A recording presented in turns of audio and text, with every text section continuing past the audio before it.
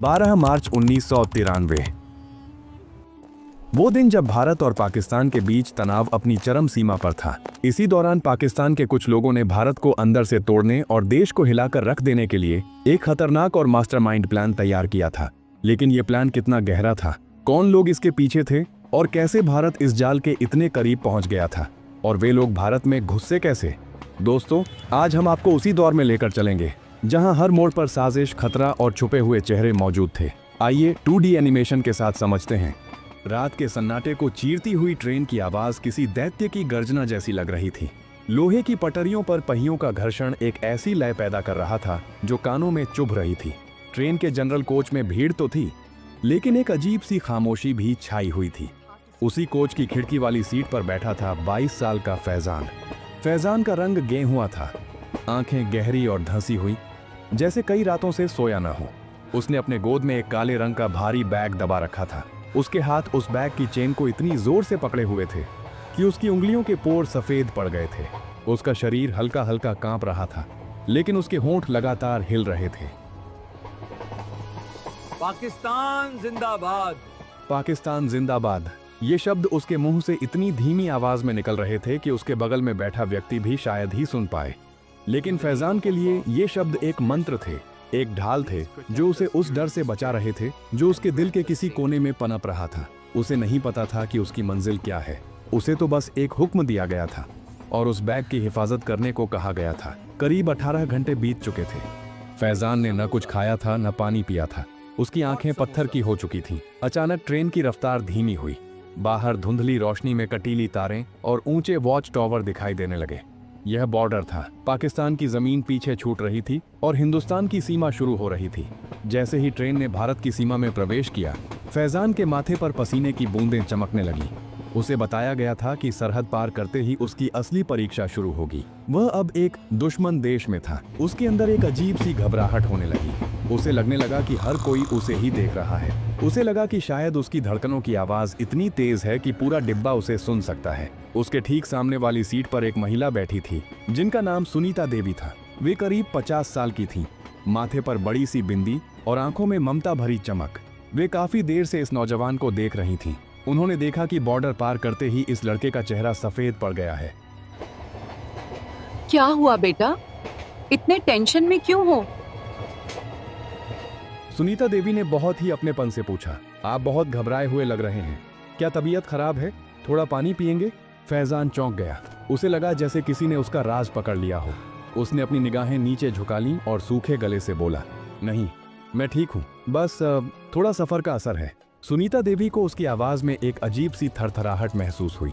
उन्होंने गौर किया कि वह लड़का अपने बैग को किसी कीमती खजाने की तरह सीने से लगाए हुए है। उन्होंने दोबारा पूछा, बेटा, अगर कोई परेशानी है तो बताओ, मैं भी माँ हूँ।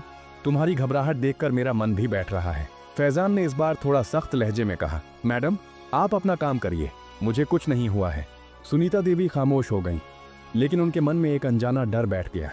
रात के करीब 11 बज रहे थे। पूरे डिब्बे में अंधेरा था, बस नीली नाइट लैंप जल रही थी। सुनीता देवी को नींद नहीं आ रही थी। वे बस उस लड़के की संदिग्ध हरकतों को देख रही थी। ट्रेन अपनी पूरी रफ्तार में थी। डिब्बे के पंखे अपनी पुरानी आवाज में कराह रहे थे। तभी डिब्बे के दरवाजे से वर्दी पहने एक शख्स दाखिल हुआ। वह टीटी टिकट चेकर था। उसके हाथ में एक चार्ट था और वह हर सोए हुए मुसाफिर को जगाकर टिकट मांग रहा था। जब टीटी फैजान के पास पहुंचा तो फैजान गहरी नींद में सोने का नाटक कर रहा था। टीटी ने उसे कंधे से पकड़कर हिलाया। ए भाई, उठो, टिकट दिखाओ। फैजान अचानक हड़बड़ाकर उठा। उसकी आंखें लाल थीं। उसने तुरंत अपनी जेब से टिकट निकाला और टीटी को दे दिया। टीटी ने अपनी टॉर्च जलाई और टिकट को गौर से देखा। फिर उसने फैजान के चेहरे को देखा। कहाँ से आ रहे हो? टीटी ने संदिग्ध लहजे में पूछा। जी, अमृतसर से चढ़ा हूँ। फैजान ने झूठ बोला। और ये बैग, इसमें क्या है? बहुत भारी लग रहा है। टीटी ने बैग की तरफ इशारा किया। फैजान के हलक में जान आ गई। इसमें मेरी किताबें और कुछ पुराने औजार हैं। मैं मजदूरी का काम करता हूँ। टीटी ने कुछ पल के लिए उसे घूर कर देखा। टीटी पुराने तजुर्बेकार आदमी थे। उन्हें लगा कि दाल में कुछ काला है, लेकिन उनके पास कोई ठोस सबूत नहीं था। उन्होंने टिकट पर साइन किया और आगे बढ़ गए। जाने से पहले उन्होंने एक बार मुड़कर फिर फैजान को देखा। फैजान फिर से आंखें बंद करके सो गया, लेकिन उसका दिल अब भी जोर जोर से धड़क रहा था। सुनीता देवी यह सब देख रही थी। उनका शक अब यकीन में बदलने लगा था। उन्हें लगा कि शायद पुलिस को सूचना देनी चाहिए, लेकिन फिर उन्होंने सोचा कि शायद वह लड़का सिर्फ गरीब है और डर रहा है। इसी कशमकश में रात बीत गई। अगले दिन दोपहर के करीब ट्रेन हैदराबाद रेलवे स्टेशन पर रुकी। स्टेशन पर लोगों का हुजूम था। फैजान अपनी सीट से उठा, अपना बैग कंधे पर टांगा और चुपचाप ट्रेन से उतर गया।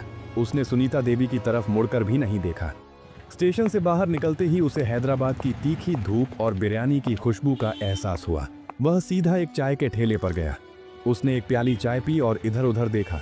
जब उसे यकीन हो गया कि कोई उसका पीछा नहीं कर रहा है, तो उसने अपनी जेब से एक पुराना मोबाइल निकाला। उसने एक नंबर डायल किया। कुछ घंटियों के बाद फोन उठा। अस्सलाम वालेकुम भाईजान। फैजान की आवाज धीमी थी। वालेकुम अस्सलाम। पहुंच गए? दूसरी तरफ से एक भारी और ठंडी आवाज आई। जी भाईजान, मैं भारत पहुंच गया हूं, हैदराबाद स्टेशन पर हूं। अपना काम याद है ना? अल्लाह तुमको जन्नत अता फरमाए। खुदा हाफिज। फोन कट गया। फैजान ने फोन फिर से जेब में रख लिया। उसके चेहरे पर अब एक अजीब सा जुनून था। उसने एक ऑटो रुकवाया। ऑटो ड्राइवर एक अधेड़ उम्र का आदमी था, जिसके सिर पर सफेद टोपी थी। हाँ भाई, कहाँ जाने का है? फैजान ने शांत स्वर में कहा। मुझे चार मीनार के पास ले चलो। ऑटो चलने लगा। हैदराबाद की गलियां, पुराने बाजार और लोगों का शोर फैजान के लिए बिल्कुल नया था। ऑटो ड्राइवर ने शीशे में फैजान को देखा। भाई साहब, आप इधर के नहीं लगते। पहली बार आए हो क्या हैदराबाद? फैजान थोड़ा घबराया। अरे नहीं भाई, मैं यहीं का रहने वाला हूँ, बस बहुत दिनों बाद वापस आया हूँ। आप बस ऑटो चलाइए ना, जल्दी पहुँचना है। ड्राइवर मुस्कुराया। अरे मियाँ, गुस्सा क्यों होते हो? इस शहर में जो एक बार आता है, यहीं का हो जाता है। जैसे ही ऑटो चार मीनार के पास पहुंचा, फैजान ने बैग को मजबूती से पकड़ा। उसने जेब से 500 का नोट निकाला और ड्राइवर को थमा दिया। अरे भाई, मेरे पास चेंज नहीं है, ड्राइवर ने कहा।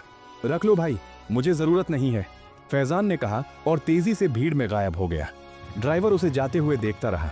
उसे समझ नहीं आया कि एक मामूली सा दिखने वाला लड़का 500 का नोट टिप में क्यों दे गया। चार मीनार के पास भारी भीड़ थी। टूरिस्ट, फेरी वाले और पुलिस के जवान। फैजान ने देखा कि वहां की सुरक्षा काफी कड़ी है। वह चुपचाप एक खंभे की ओट में खड़ा हो गया। उसने देखा कि कुछ पुलिस वाले संदिग्ध लोगों की तलाशी ले रहे हैं। वह एक ऐसी जगह की तलाश में था जहां सबसे ज्यादा लोग इकट्ठा हों। उसने देखा कि चार मीनार के एक मुख्य पिलर के पास बहुत सारे लोग सेल्फी ले रहे थे। वहां एक छोटा सा कोना था जहां अंधेरा था। फैजान धीरे धीरे उस पिलर की तरफ बढ़ा। उसने अपना बैग उतारा। उसके अंदर से एक बड़ी लाल रंग की मशीन निकाली। वह एक टाइम बम था। उस पर एक डिजिटल घड़ी चल रही थी जिस पर 12:25 का समय हो रहा था। फैजान के हाथ कांप रहे थे। उसने बम के सर्किट में कुछ छेड़छाड़ की और टाइमर को 1:15 पर सेट कर दिया। सिर्फ 50 मिनट। उसने उस बम को पिलर के एक छेद में घुसा दिया और उसके ऊपर कुछ पुराना कपड़ा डाल दिया ताकि किसी की नजर न पड़े। फिर उसने अपना खाली बैग वहीं फेंक दिया और वहां से चलता बना। वह थोड़ी दूर जाकर एक बिरयानी के ठेले पर खड़ा हो गया। उसने एक प्लेट बिरयानी ली और वहीं खड़े होकर खाने लगा। उसकी नजरें लगातार उस पिलर पर टिकी थीं। उसे लग रहा था कि अब कुछ ही देर में वहां लाशों का ढेर होगा। उसी वक्त चार मीनार के उस पिलर के पास 3 दोस्त मस्ती कर रहे थे। सूरज, मोहम्मद सलीम और राकेश। ये तीनों कॉलेज के दोस्त थे और छुट्टी मनाने हैदराबाद आए थे।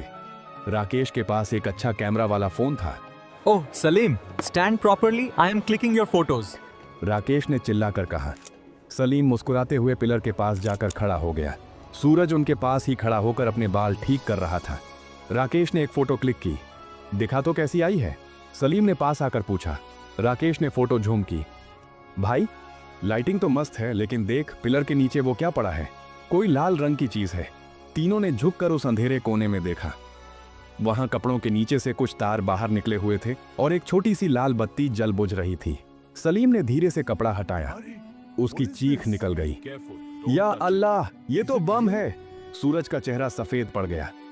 बम, भागो यहां से, ये फट जाएगा, हम सब मारे जाएंगे। सूरज डर के मारे पीछे हटने लगा। चलो सलीम, चलो राकेश, पुलिस को फोन करेंगे दूर जाकर, अभी यहां से भागो। सूरज बिना पीछे मुड़े भीड़ को चीरते हुए भाग गया, लेकिन सलीम वहीं रुक गया। उसने देखा कि वहां छोटे छोटे बच्चे खेल रहे थे, बूढ़े लोग बैठे थे।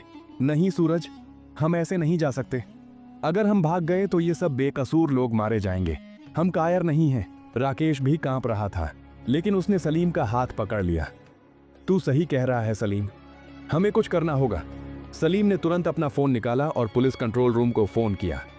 उसी वक्त पास के थाने में इंस्पेक्टर रंजीत सिंह अपनी मेज पर कुछ फाइलें देख रहे थे। वे एक कड़क मिजाज और ईमानदार ऑफिसर थे। अचानक फोन की घंटी बजी। हेलो, इंस्पेक्टर रंजीत बोल रहा हूँ। सर, चारमीनार के पास बम है, पिलर नंबर 3 के पास। जल्दी आइए सर, टाइमर चल रहा है। सलीम की आवाज में दहशत थी। रंजीत सिंह एक पल के लिए भी नहीं रुके। उन्होंने अपनी टोपी उठाई और चिल्लाए, सब लोग जीप में बैठो, चारमीनार पर बम की खबर है। बम स्क्वाड को अभी मैसेज करो। 5 मिनट के अंदर पुलिस की गाड़ियां सायरन बजाती हुई चारमीनार पहुंच गईं। पूरा इलाका छावनी में तब्दील हो गया। पुलिस ने लोगों को हटाना शुरू किया। सब पीछे हटो, भागो यहां से, खतरा है। रंजीत सिंह सीधे उस जगह पहुंचे जहां सलीम और राकेश खड़े थे। तुमने फोन किया था? जी सर, ये देखिए। सलीम ने पिलर की तरफ इशारा किया। रंजीत सिंह ने बम को देखा। उनकी पेशानी पर पसीना आ गया।